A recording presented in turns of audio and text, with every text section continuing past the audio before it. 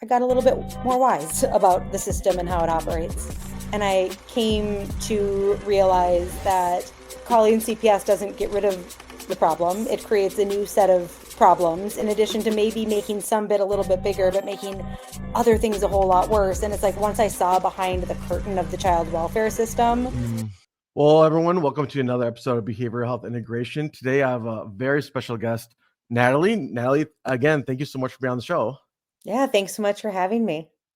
Yeah, no, I'm just really excited because again, we're kind of transitioning to like law stuff in my show and whatnot. And if everyone doesn't know, so I went to like an uplift law event at Mitchel Hamline, and again, myself concerning law, I noticed that Natalie had a counseling background, so I figured she'd be perfect for the show and learn more about her, where she is in life, and how she made the transition. So, yes, Natalie, again, thank you so much for being here.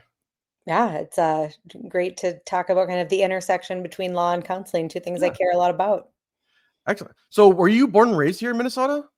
Yep. So I'm from Duluth originally, Nice. and then have bounced back and forth between the Twin Cities and Duluth for much of my life. Duluth is beautiful, by the way. Absolutely So beautiful city. So pretty. So it's fun. I like to ask these like main questions. So, well, for you, I think you're a two-parter where first, I ask people like, what made you want to be a counselor?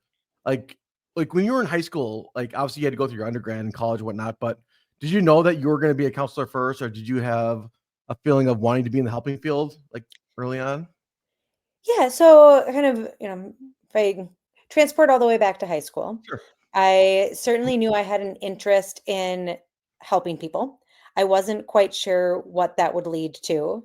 I had a grandpa who always told me I should be a lawyer. Okay. And Cool. Did he say why, or that you should just be one? well, he always wanted to be a Oh, lawyer and did not ever have that opportunity in his life. And so he just desperately wanted someone to be a lawyer. And he saw me arguing with my brothers a lot and thought that I would fit the bill as someone who could hold her own in that profession. And at the same time, I was always quite deeply interested in psychology, and particularly in, even when I was a kid, I did a lot working with kids. I was a camp counselor and a coach and all sorts of things, which kind of led to, ultimately me deciding to get a master's in counseling. And then I was licensed as a school counselor. Okay. What was your undergrad in? Psychology. Oh, nice. Mine was in exercise science, so kind of a hard turn, but Yeah. yeah.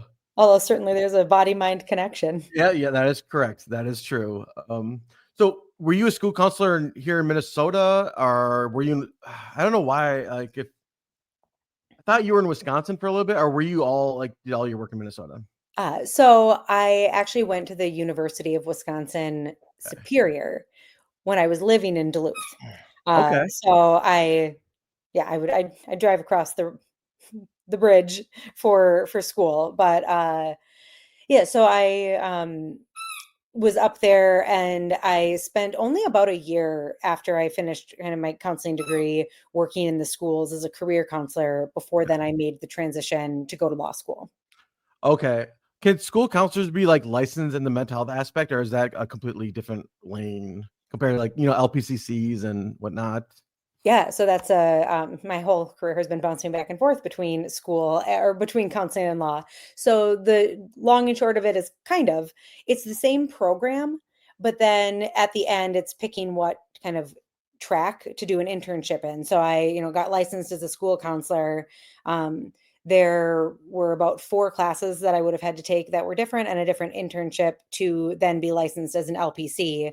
Although in recent years have taken those 4 classes to be licensed as an LPC, and am one internship away from having that license. That's something that I did after all the law school stuff, as my interest in mental health and law have grown. But I don't know if I'll quite get to actually doing that internship with everything else I've got going on right now. But if you do that internship, you could take the exam and be an LPCC. Correct. Yeah, an LPC, and then eventually an LPCC. Well, sure, yeah. You would have wow, that's awesome. Good for you. Yep. Oh man. Okay, so let's go back to, let's say you just graduated with your master's degree. Yep. did you work at a high school? Were you like a high school counselor or a junior high? Yep, so I was at high school up in Duluth, and at that time I was working as a kind of career counselor Okay. within there, and then made the decision instead of kind of pursuing a full-time counseling position to go to law school. Excellent. Can I ask you two questions regarding Yeah. that job? Yep.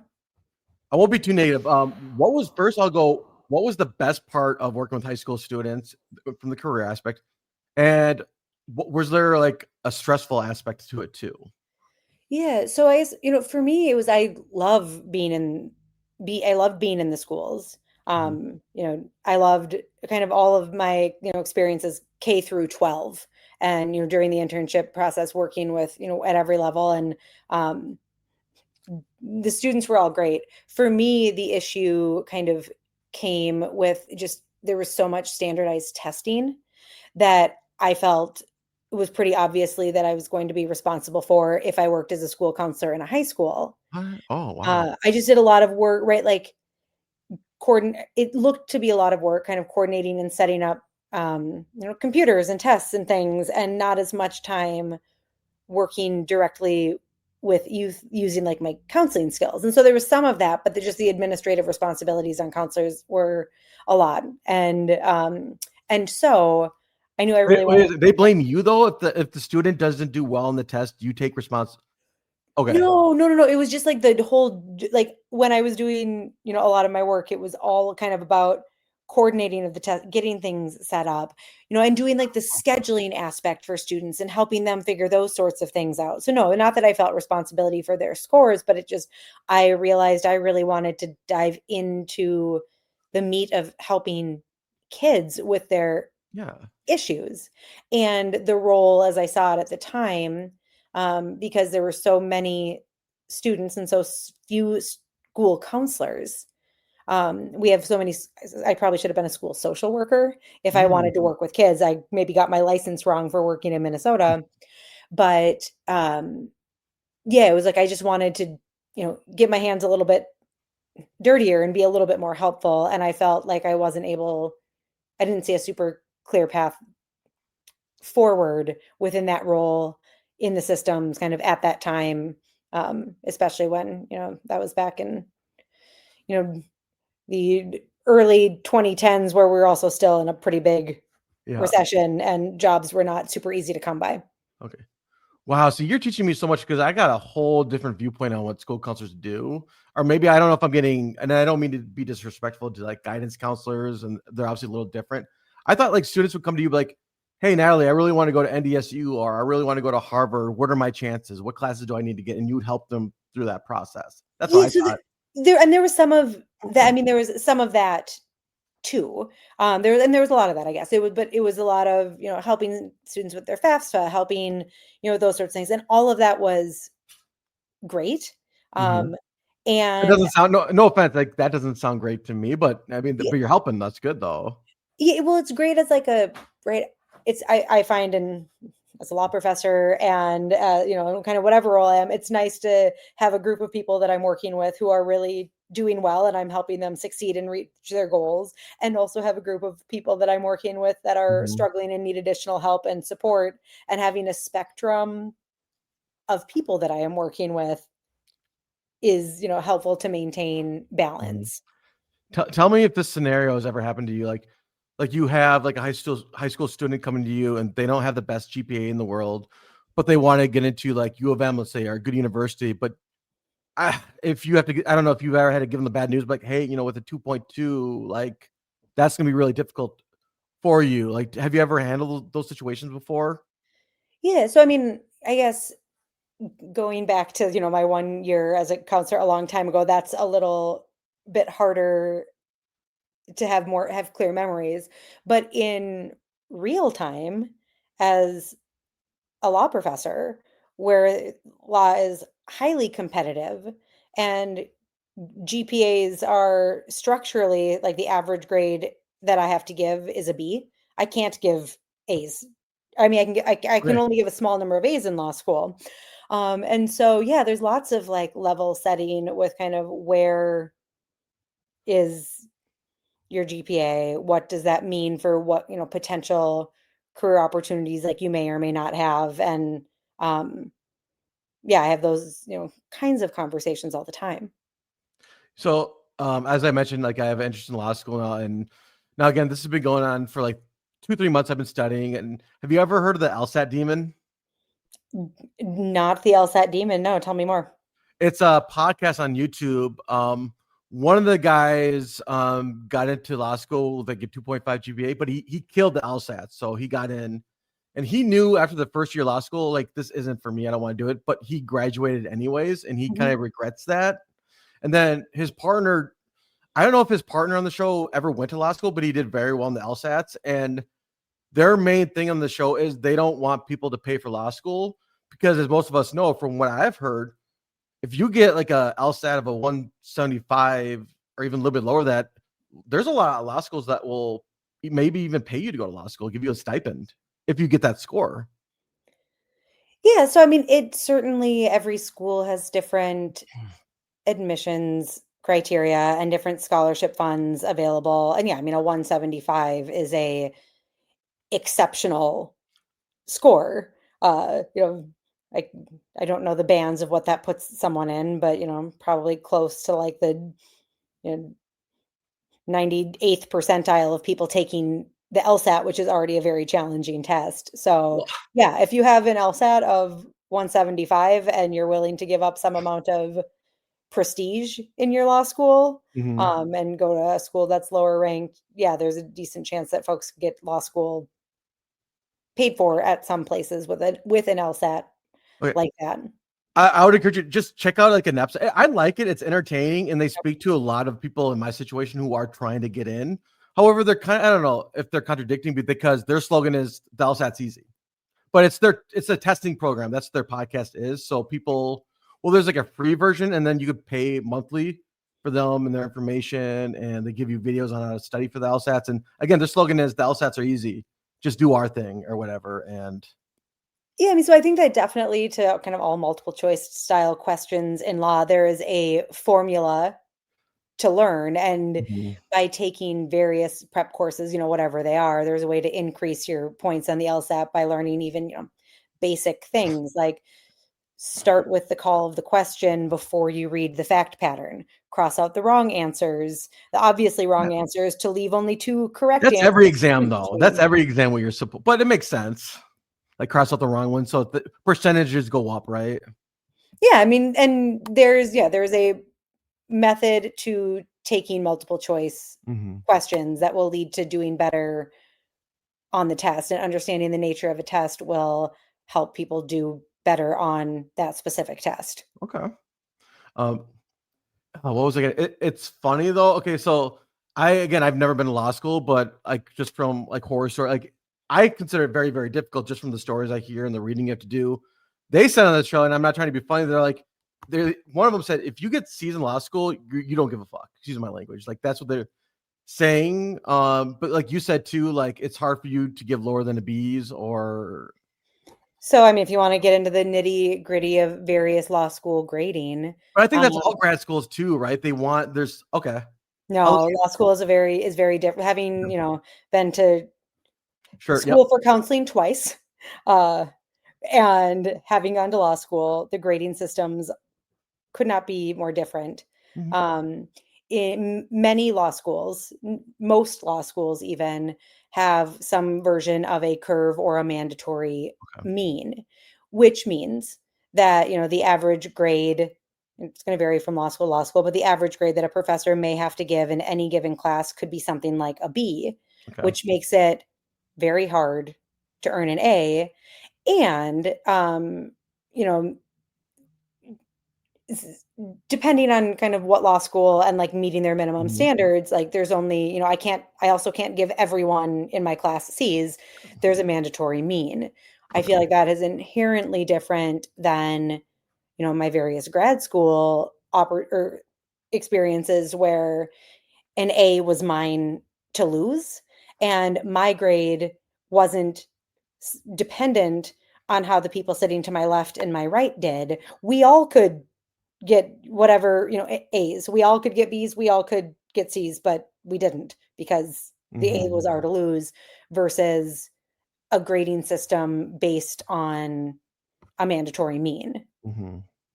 So yeah, there. I did hear it's a very competitive nature aspect in law school. It can be. There's some inherent competition. I Okay. think it depends on kind of where you go and how well the school focuses on community building. Okay. I like Um, that. we spend, at my law school, we spend a lot of time and energy and effort focused on building community and teaching collaboration. And even within these structures, we try to help students feel a sense of belonging and connection Awesome. and do a lot of collaborative work. That doesn't mean that, it's not inherently competitive with the grade system that we have and kind of the nature about going out and competing for certain kinds of jobs. But at the same time, we also now in law school, and this is a somewhat recent development, teach a lot of professional identity formation. Mm-hmm. And so it's, not about going out and getting the best job. It's about getting the job that is the best job for you. I love that. And for some folks, that might be big law. For other folks, that might be something entirely different. And then Mm-hmm. once you're judging your career based on kind of how it aligns with your mission and values, then it becomes less inherently competitive. Absolutely. I love how you brought up Big Law because they talk a lot about that in podcasts and stuff like that. We're like, okay, but you're going to be working 80 hours a week. Yeah, you have the potential to make a lot of money, but that's when a lot of the burnout happens. Not saying it's going to happen to that person, but that's when a lot of stress happens because there's so much pressure put on new lawyers in Big Law. And I don't know if you obviously know more than I do about that aspect, but Yes, I mean, I think most practice areas are incredibly stressful, and they're stressful for a variety of different reasons. I think that, you know, big law, there certainly are, they don't have, yeah, I guess, the pressure to bill, however many thousand hours or 100,000, 200 or 2,000 hours or plus a year, like that's a lot. The kind of culture of working and grinding that exists there is a lot. I certainly have plenty of people that I know that like thrive in yes, that and love that, and it is for them, and I love that for them. And it's not for everyone. On the flip side, a lot of public interest work is incredibly emotionally taxing, mm-hmm. and you're working with high trauma and unjust systems and feeling responsible for outcomes that are just stacked against people, so like that comes with its downside too, and we still work a lot of hours. So yeah, I think what matters most is making sure you want to really practice law, Yes. and then finding the kind of challenge that is the right challenge for you and kind of your goals and your aims. That leads me to a really good question. When you were in law school, let's say hypothetically, did you have a fellow law school student say, I want to go into criminal defense? Like the first year you guys were in class together, he's like, oh, I'm definitely going to be a criminal defense lawyer. But then it turns out they want to do something different when they graduate. Like their career aspects change through law school. Oh yeah, absolutely. I mean, I think that in law school, one thing that's really great is we really highlight the importance of experiential learning. And after you make it through your first year, you can find new experiential learning opportunities every semester that are totally different. Get a sense of kind of what you want to do, what you don't want to do. I spent a summer doing working at a city attorney's office, doing civil law on behalf of the city and doing misdemeanor prosecution. I spent the next summer doing public defense.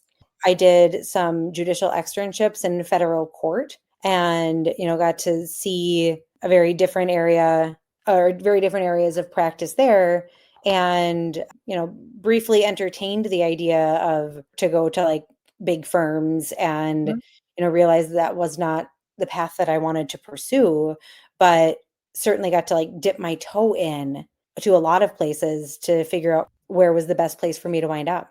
What were your first thoughts when you first got into law school as a career? Like, are you like, because you're a professor now, right, at Mitchel Hamline? Did you always have the motivation of like, oh, I would really love teaching law, like right away, or did it change over time? Yeah, so the professor thing, which is great, by the way.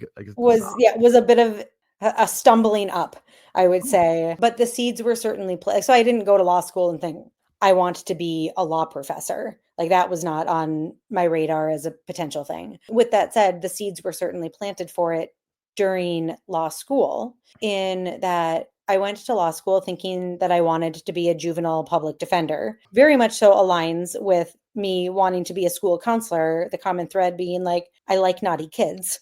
Yeah. Like, and I mean, I say that kind of as a joke, but right, like, Struggling. when kids are struggling and experiencing kind of Yeah. behaviors in different ways, like how can we get to the root cause of that and help them? So I wanted to be a juvenile public defender for the same reasons I wanted to be a school counselor. That's While I awesome. was in law school, kind of I had two formative experiences. One being I had an opportunity to represent parents in the Mm. child welfare system, and came to realize very quickly that there is a false dichotomy between like what's good for parents and what's good for kids that the system often draws. And instead, if I want to help kids, I need to help their families. If you don't mind asking, like, what is the negativity in that system? Like, is not good for the child because of certain reasons or the way things are done? Well, so I think that there can be a belief in the child welfare system once a kid has been removed that, the system, this was certainly the belief I had when I was a counselor, or how I felt I was taught as a counselor, that like if there's a problem, call CPS. And if Oh you yeah. don't call CPS, we're probably gonna like take your license away and maybe like throw you in jail or something.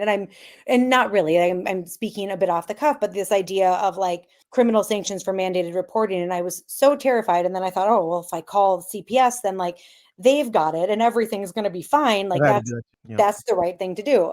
And then, I got a little bit more wise about the system and how it operates. And I came to realize that calling CPS doesn't get rid of the problem. It creates a new set of problems, in addition to maybe making some bit a little bit bigger, but making other things a whole lot worse. And it's like once I saw behind the curtain of the child welfare system, Mm. the idea of call CPS, they've got it, that's how to help kids, is like, oh, actually, we need like a whole lot of different ways to support families, because at times the intervention, is as bad as the cure. That's you make a phenomenal point, and I've had to do that, and it's not a fun process. And a lot of the times too, like CPS, just in my experience, can't really do anything if it's not bad enough. And not to get into details, but like they throw an example, like a child's apartment, there needs to be true example. They told me 2 feet of trash all along the apartment. Then maybe CPS will do something to get the child out. But other than that, they're gonna go there, maybe talk to the parents, whatever. But nothing's actually gonna be done. Sure. And I mean, and we can have different opinions, but for me, that's like probably for really good reason, because once Mhm. a child is removed from their Yeah. parents and maybe then removed, cut off from family, and Yeah. then taken out of their school and moved to a different school. It's so And traumatic. then there's an inherent trauma in removal as well. And, something like, 75% of cases or more in Minnesota are based on neglect. And that also can look a whole lot like poverty. And Yes. so if we were finding other ways to help families that aren't the kind of let's just remove kids. And so that's where, through Right. the study of law and my experience working with representing kids, representing families, representing parents, training child welfare workers and judges and guardian ad litems, and like, Yep. really engaging in the system, it's like, oh, there's just a lot that needs to happen. And none of that was apparent or clear to me based on the training that I had as a counselor. Um, that just the level of nuance and depth and understanding of the system, that was the place I knew to report to, but I didn't Mhm. understand everything else that comes along with that. And so that's where, yeah, those kind of counseling and law interests really, God, yeah. It's just when you were talking about it, so much emotions come up for me and how sad it is for the child and the family. yeah. And a lot of it is maybe low socioeconomic issues, like you just said, that causes so many other issues. And you're right. the answer isn't take the child away or whatever. Like, that's not what they want. You want to heal the family. But the problem is, like you said, there's not enough resources in a way to help the system or help them out. Right. And that's where, that we spend a lot of resources on our child welfare system, and, the money that it costs to pay for foster care should be reallocated to families. So then the system is left for serious cases of abuse. Where, Yes. like, because there's certainly, even as a very staunch advocate for parents and families and highlighting the trauma of removal, yeah, there are times that kids should not be with their parents. We struggle with an overburdened system where we're pulling in all of these families for neglect that could just be poverty, spending a lot of money that if we were to pay a parent what we pay a foster parent to, like, have a house cleaner, to give them food, to make sure that their rent is paid on time, Oh, to pay for respite care, to do all of these things, kind of where do we shift our resources to help these kids and these families? and again, so much emotion. I don't want to get too off topic, but I love that idea because, again, not to get too much into it, but you hear horror stories in foster care. I mean, I can't tell you how many clients I've said I can't break information, HIPAA and whatever, but of the trauma that occurs in foster care. And I think you made a phenomenal idea of taking that money and maybe putting it somewhere else where, like, it can help the family out better. And yeah, that's a great perspective you just had there.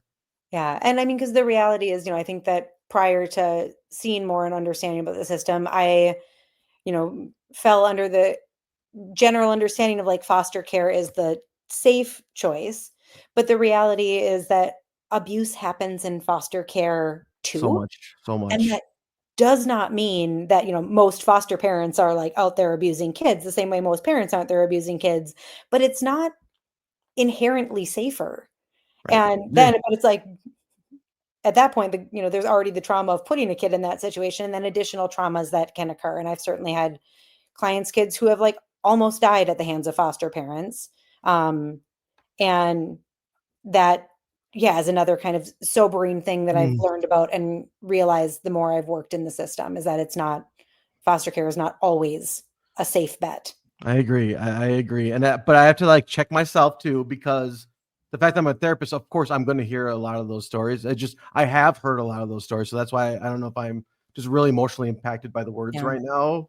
So I have to, like, check myself as, okay, like, but this is your job. You hear this. So that's why, but you're right. You're absolutely right. Well, maybe a topic for a different episode, but yeah, thank you. That's good amount of information. I appreciate that. Yeah. Yeah, and I mean, it's the kind of beauty of coming into this work as a lawyer with a master's degree in counseling, is feeling like Yeah. I have a lot of skills and tools that have had equipped me for, like, this for that line of work, which is, a part of my work at the law school, um, and kind of what got me back into working at the law school. But it's like in law school that I got to have my first experience representing parents. And that was, yeah, it's just a really, incredible practice area. Mhm. Which, this kind of gets me into my next question. I'm going to ask you, like, and I'll do a two-part of, like, law school and being an attorney. Has your experience as a counselor, graduating from counseling school and working as a counselor, helped you in law school and also as an attorney in certain ways, like with the skills that you got? Yeah, no doubt. They are, like, inextricably intertwined. And It's hard because you don't think that really at first when you think of the classic attorney, but yeah, but totally, it's not what comes to mind. And also the reality is, like, as law, I am a counselor. Like, right, sure. if Yep. they come for advice and counsel, Yep. lawyers will be called counselor. Right, like, so, like, the actual, like, kind of even inherent in the word that we use to describe, like, a counseling counselor who's providing, Sure. mental health services, but also legal advice and counsel. It to me is, there's a through line there. And yeah, so certainly being able to bring a kind of a trauma informed lens to practice. But even when I think about, my work as a law professor and my work with law students and lawyers and law, because for a variety of reasons, we have more mental health issues amongst lawyers than other professions. And so being able to both kind of understand how the sausage is made, uh, Mhm. as it relates to kind of mental health issues as they're related to law, and have skills and tools to help kind of shape legal curriculum to maybe guard against exacerbating mental health issues in law students, and be able to provide kind of support and systemic change Mhm. for lawyers. It's benefited me very much so, like in a kind of professional capacity to, or like kind of my professional capacity teaching and helping lawyers, merging those interests, in addition to certainly making me a better lawyer for my clients. Mhm. Yeah, I can imagine, like, from your point of view, does a lot of burnout as it comes to like law school come from like the high workload, stress of getting homework done, or maybe just pressure put on by families? Because I was also going to ask you another question. Did you see a lot of fellow law students drop out after the first year? Um, at the school I went to, it was not that common. Okay. There is, a handful, so I had a section of 70, and I Okay. would say, there maybe was 2 or 3 people that at the end of the year realized, like, either A, just this isn't right for me, or B, this isn't the right time for me to do this. Okay. Um, but it wasn't a high number of people who left after our first year. That's Um, good. and we don't have a particularly high attrition rate at the school that I teach at now. Like, students, I'm fully in support of anyone who goes through a semester of law school and realizes, I don't want to be a lawyer. That is a great choice to make. But Yes. for the most part, yeah, people tend to finish the program. That's really good. Okay. Maybe I'm just hearing horror stories from other law schools, but Yeah, I mean, it could be. I tend to work at a very well-being centered law school. that's We have, awesome. like, everyone will invest in our students' personal and professional well-being as part That's of so our cool. strategic plan. Like, at our core, we want to equip students with the tools to have resilience in the face of adversity, and we work pretty hard to do that. That might not be, and it isn't every law school, but it's something we strive to do. Um, and no, I mean, I think that, and I mean, I could, talk for hours It's about a good topic. everything that falls under the umbrella of burnout in law. It's maladaptive perfectionism. It is, just the inherently kind of high workload. It is vicarious trauma. It's moral injury. It's adopting problematic cultural norms in the legal profession that encourage us to not display any vulnerability. It's, I mean, it's any combination of those things, but everyone has a different experience and a different kind of cause to what, is like the over, like burnout. But what do we really mean by burnout? Yeah, yeah. And again, I don't know if it's just the stories that I hear, but what, and again, I'll ask you this question too. Like, one of the main reasons you should never go to graduate school at all is because your parents want you to. So, last story times I hear, oh, my mom and dad wanted me to go to law school, so I'm going to law school, even though I don't know anything about law or have a passion for it. Yeah, I mean, I think that you should want to go to law school if you're going to go to law school. Although somewhat hilariously, like, my story is the absolute opposite, where I Your was like, grandpa. maybe this is a thing. And then the day I graduated with my master's in counseling, I got a card that said, congrats, you'd make a fine attorney, from my grandpa. Wow, that's awesome. And That's all so with cool. like good love. And then it was, his 90th birthday, and I didn't know what to get Oh, him. So I took the LSAT, and it was a slippery slope from there. So wow. happy birthday, grandpa. I took the LSAT, and like one thing led to another. And then I found myself in law school, and Oh, with the goal of just don't fail out. And then I actually like did pretty well, and never would have gone without that pressure. Or not even pressure, because it wasn't pressure. It was mostly a kind of a tongue-in-cheek joke about he wanted something for him that he didn't get yes. to have. And at the end of the day, it's like I've created a pretty beautiful career merging two things that I care about Mhm. that is much deeper than if I would have just pursued law or just pursued counseling. But I don't follow my lead. No one should follow my lead in doing something because you're living someone else's dream. But Right. in the end, um, it has been, yeah, a very beautiful thing for me. Excellent. Well, as we're winding down, I got one final thing to ask you. Um, Let's say if there's people watching this episode who have a dream of going to law school, do you have any advice for them where like things they should do maybe prior to applying to law school to make sure they know they're going to like it or have a love for it in a way? Yeah, you should talk to attorneys in a practice area that you might want to practice. You should go and spend some time in a courtroom. Um, Many courts are many kinds of law. It's open proceedings. Like, actually go experience that so you have at least a window into what is this actually going to be, and not just like what is my vision of what it's going Mhm. to be. Kind of, yeah, so do those things, and yeah, make sure that you actually really wanna go before you do. And then, to the extent that folks are mid-career or whatever, the average age of students in my crim law class right now is like 37 or 38, and Okay. I I'm taught 39, so I don't feel so old. Okay.